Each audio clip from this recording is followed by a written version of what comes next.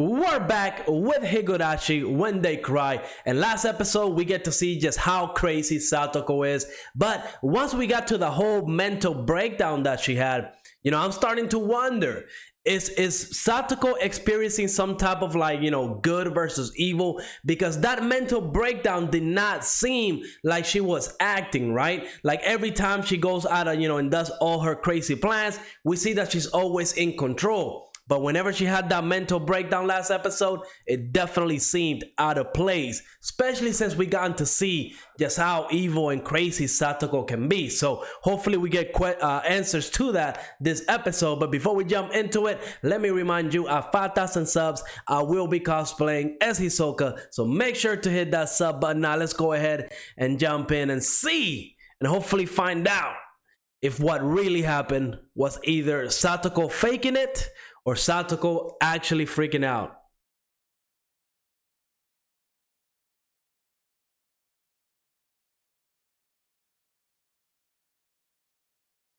So I believe, so this is probably back in the old days. Oh, all right then. So her uncle really did mess up. Oh my. Oh damn. Yo, this episode started off bad.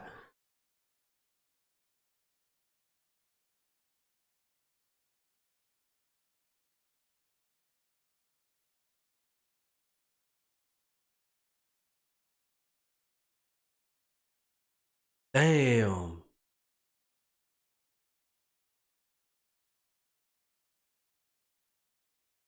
Yeah, I was starting to feel bad for her uncle, but after seeing that, not anymore. But see, now it's confusing, right? Because all of these different fragments is like alternative timelines, right? So which one is the actual one? Did Satoko's uncle actually abuse her in all the timelines? I don't think so. I don't know, but either way, he's guilty just because he did it in another timeline.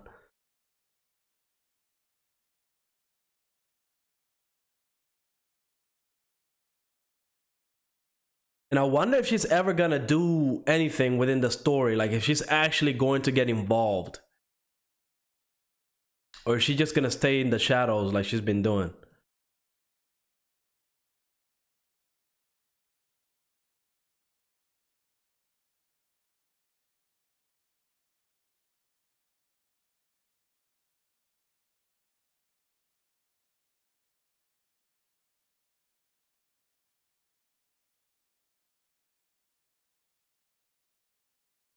Yeah, I'm hoping we get confirmation that this is an act. Like, right? Like if we see her do that evilish, devilish smile that she has when nobody's looking, we'll know. But I'm starting to think, oh, here we go, here we go. Yeah, there it is. It's an act. There it is. I'm telling you, Satoko needs an Emmy right now, right? She definitely needs one.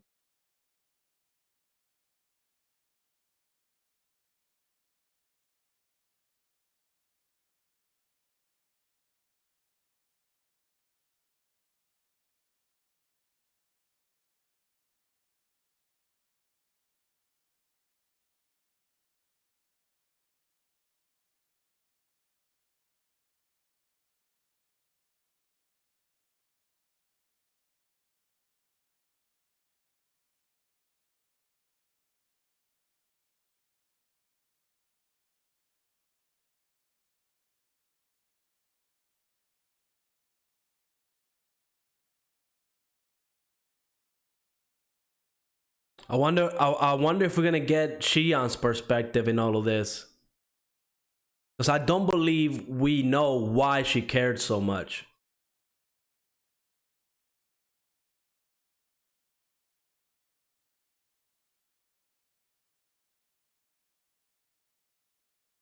I mean, I like her methods, especially after seeing that world where he was actually hitting Satoko. Yeah, I'm behind that one. I mean, it kind of sucks because you can tell here that he's trying. But I mean, my guy, you bro, he kicked Satoko in the face. You can't come. I don't think you can redeem yourself after that one.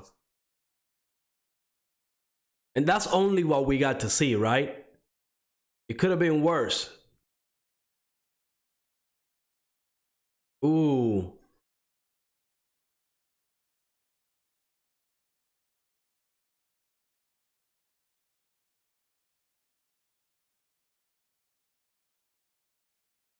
I mean, he was trying to do something nice, but still.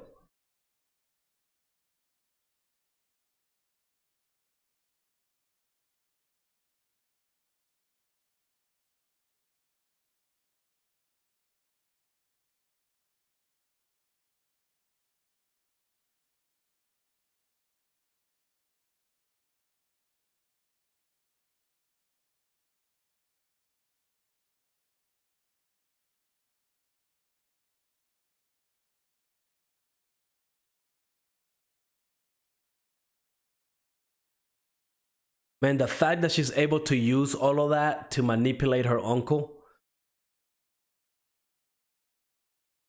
it's just messed up. I mean, she's truly evil. She's, for one, she's alienating her uncle, making it seem like, you know, he can't go into the village and talk to anybody, right? Like they're making it, she's making it seem like they are truly the only two in the world against this whole village.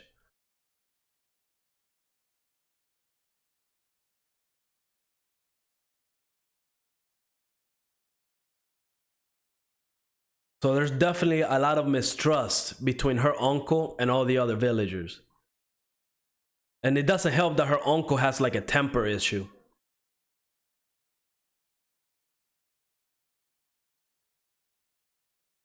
See, I don't even know if that's like a, oh, she got all serious. Okay, yeah, that was definitely a fake smile.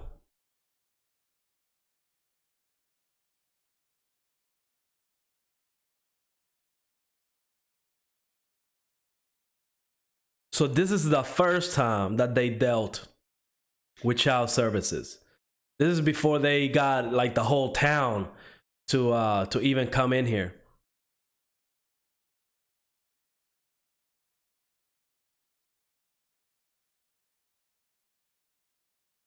And I feel like he was also involved in this.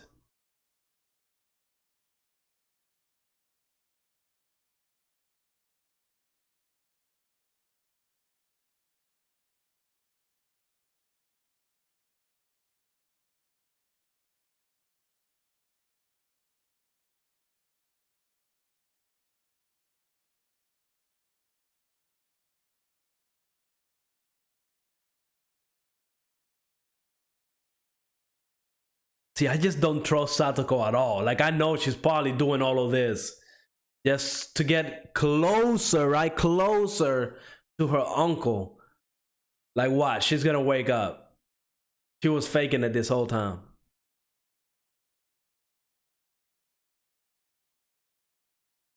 Okay, maybe not. Damn, could you imagine if her uncle is the one that brings like her good side out? Can you imagine that?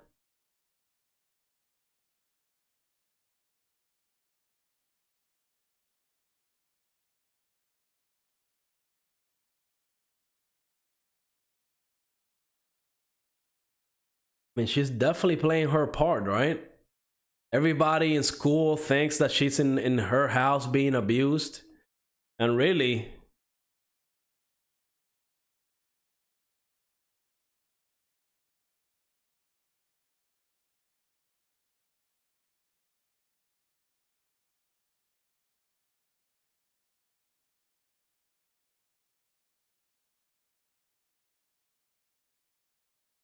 yeah, see what I mean? He's alienating himself from the whole town because of Satoko. So those villagers were probably looking at him like, oh, you know, he's a pretty cool guy. I mean, he's doing the laundry, hanging the laundry. And then he starts screaming at them because he thinks they're bullying Satoko. So it's definitely a miscommunication issue, a trust issue. Satoko literally is playing the whole town. Like the whole town is literally in Satoko's control right now.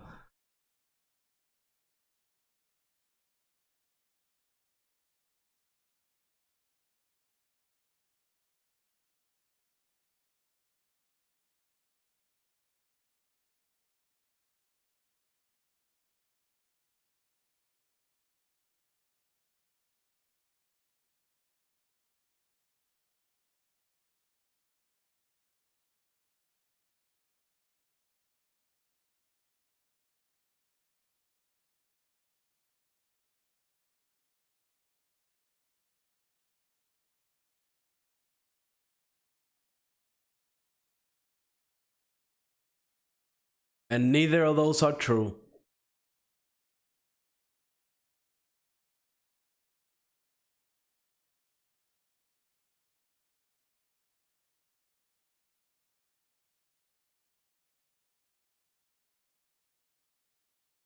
They really are.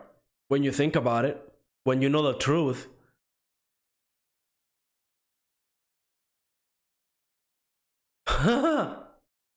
He pities Satoko. If only he knew.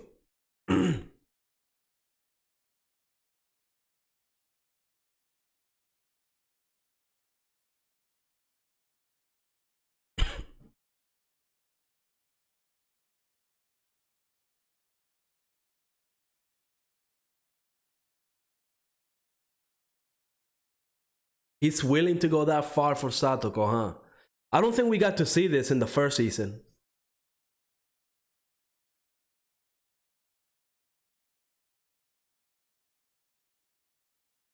I don't think we got this scene in the first season. I don't remember this. And I feel like I would have remembered it.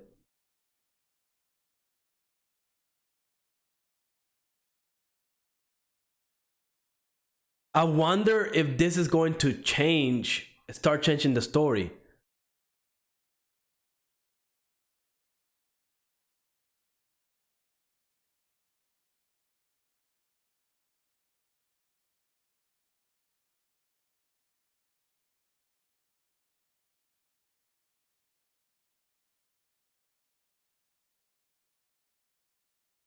I don't think Satoko was expecting this. I think this is gonna throw a wrench in her plan, maybe.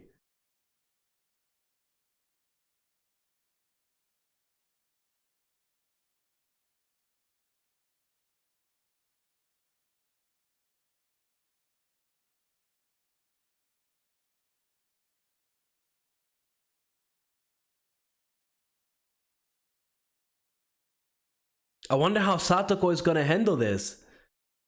Oh, now I remember now I know how she's going to handle it. So now we're gonna know how he got the Hinamizawa syndrome.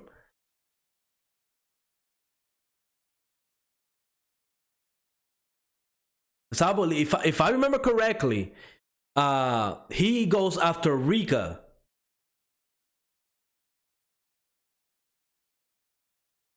And it's probably because of this. Because he knows the truth. He knows that Satoko is not being abused at all. So she's gonna have to get rid of him.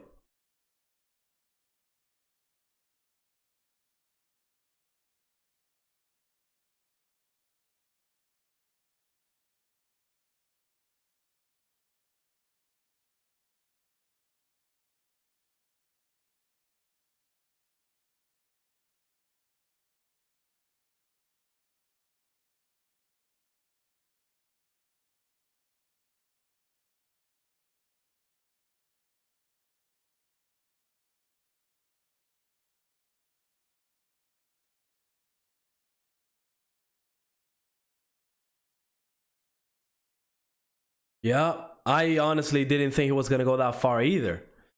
Which, in a way, I mean, I do feel bad for the guy because he's trying to redeem himself. But look at this, Satoko has no chill. She don't care.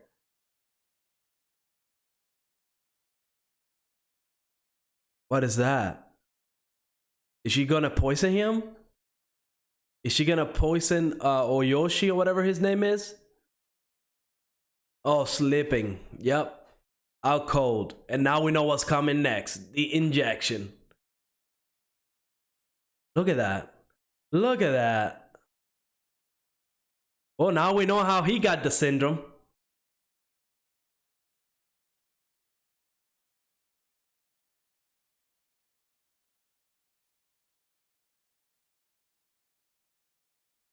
That also explains why they're always kind of freaking going at their necks.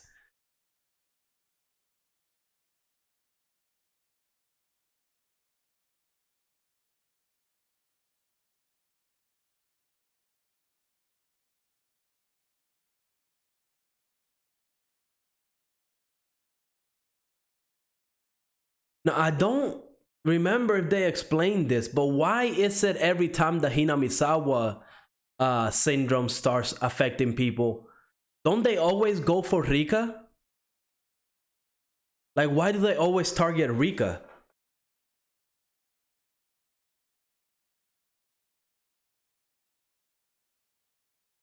No, never mind. It doesn't always target Rika.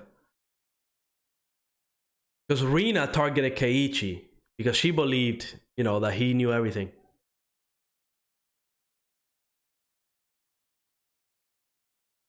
I was getting confused because of that episode around this time of season 1 where we got to see like everybody coming after Rika for some reason. And she was kind of just going through the loops over and over and over. It was like a montage of Rika just getting destroyed over and over and over.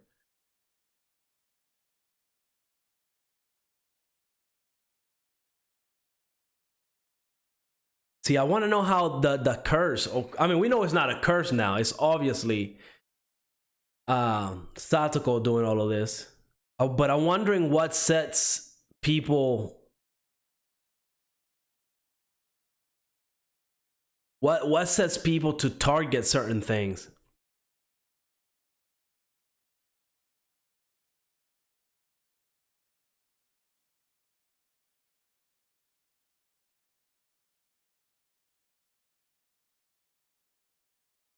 So it seems like they try to do whatever like their deepest desire is, maybe. Like it creates a lot of paranoia.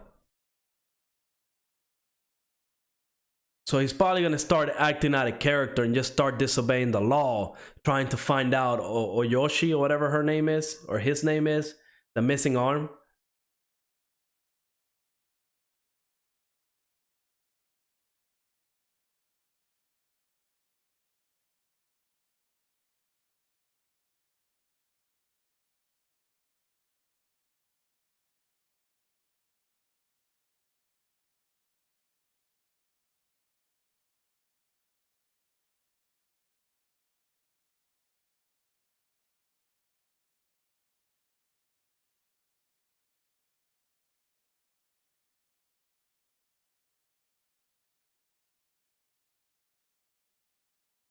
I'm pretty sure it's gonna be something else.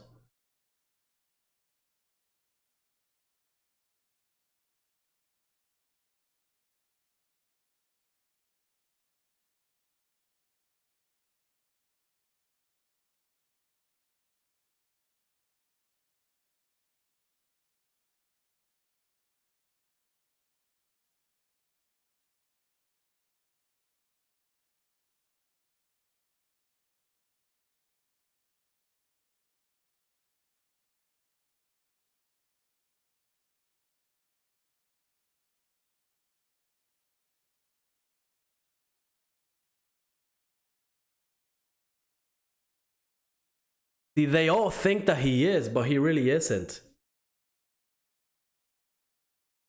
And Oyoshi, he knows. He knows. He already went into the house.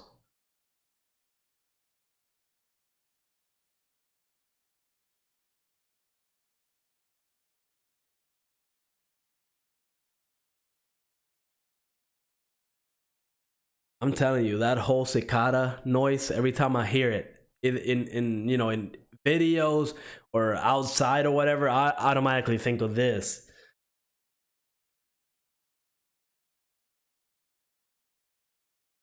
Yep.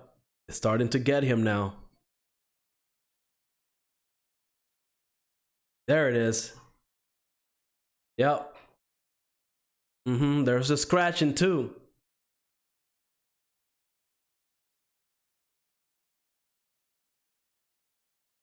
Damn.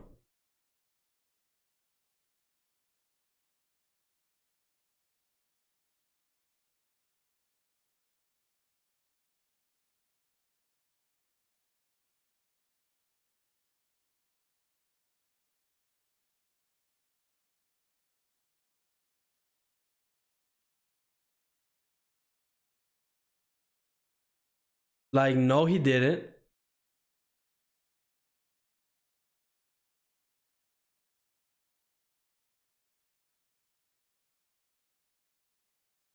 Oh, dang. He's setting up. He's setting up Hojo. He's setting him up.